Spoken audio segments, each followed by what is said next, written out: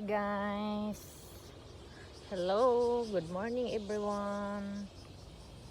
Andito na naman ako sa aking work. Andito na naman ako sa aking company na pinapasukan. Ayan po. Dito na naman ako.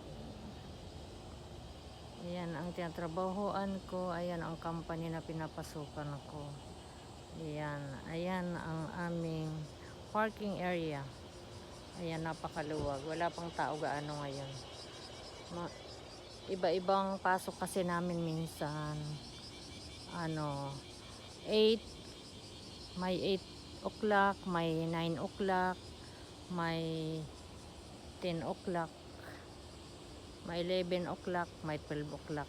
Iba-iba ang pasok namin. Itong parking po namin, o katabi namin itong mga palayan, oo, katabi namin.